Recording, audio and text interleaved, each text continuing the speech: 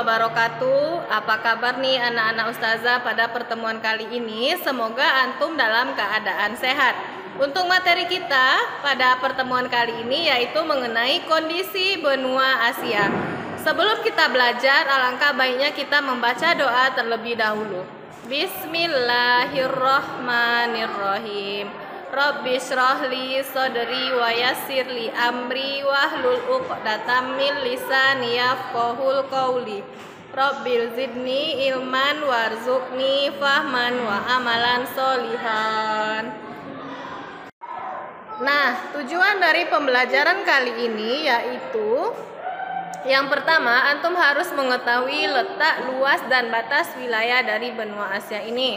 Kemudian yang kedua, antum harus mengetahui bentang alam dari benua Asia ini. Kemudian yang ketiga, potensi sumber daya alam dari benua Asia. Dan yang terakhir ada sumber daya manusia dari benua Asia ini.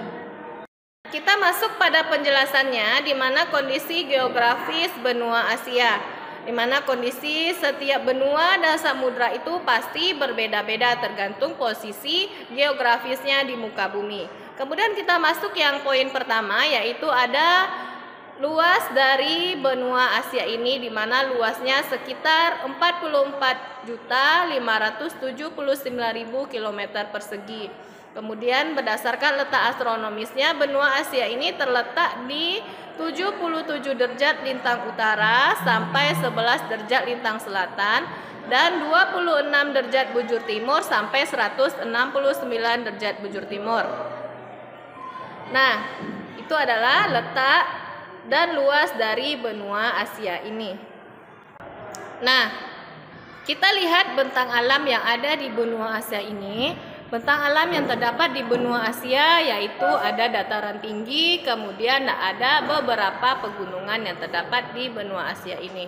Kemudian kita masuk ke iklim, di mana iklim dari benua Asia ini yang pertama ada iklim dingin, kemudian ada iklim kontinental, ada iklim subtropis, iklim tropis basah, dan yang kelima ada iklim gurun. Nah, itu adalah iklim atau macam-macam iklim dan bentang alam yang terdapat di benua Asia. Nah, kita masuk ke tujuan pembelajaran yang kedua, ada potensi sumber daya alam dari benua Asia ini. Yang pertama ada flora dan faunanya. Kita lihat dulu untuk persebaran flora yang ada di benua Asia. Nah, di benua Asia ini banyak tanaman yang bernilai tinggi seperti kayu, tanaman perkebunan, dan buah-buahan. Juga ada hutan musim yang terdapat di daerah iklim subtropis dan hutan berdaun jarum yang terdapat di daerah beriklim sedang. Nah, kita geser lagi ke faunanya. Fauna yang ada di benua Asia ini yang dapat dimanfaatkan oleh manusia antara lain ada seperti fauna yang diternakkan seperti sapi, kerbau, kuda, domba, dan onta. Kemudian hewan liarnya seperti rusa, singa laut, dan antilop. Kita geser lagi ke perikanan. Perikanan yang ada di benua Asia ini yaitu seperti ikan sarden, kemudian ikan tuna, dan ikan makarel. Nah, setelah pertanian kita lihat lagi pertambangan yang ada di benua Asia. Benua Asia ini cukup kaya akan sumber daya mineral dan sumber daya energi, terutama minyak bumi dan gas alam. Sumber daya alam tersebut berada di sekitar Persia, Indonesia, terutama di Pulau Sumatera dan Kalimantan, Brunei Darussalam, dan Tiongkok. Di mana sekitar 65% dari cadangan minyak dunia dan 26%-nya dari cadangan gas alam itu berada di Uni Emirat Arab.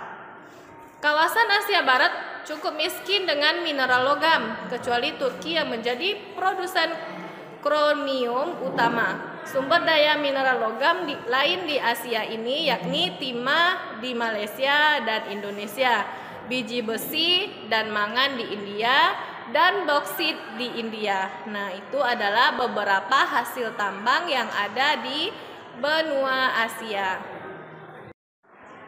Nah, cukup sekian materi kita mengenai benua Asia ini, mulai dari letak, luas, kemudian ada bentang alam, ada iklim, potensi sumber daya alam, dan potensi sumber daya manusia. Oke, saya hamdalah. Alhamdulillahirabbil alamin. Ustazah tutup materi kita dengan billahi taufik wal hidayah. Assalamualaikum warahmatullahi wabarakatuh.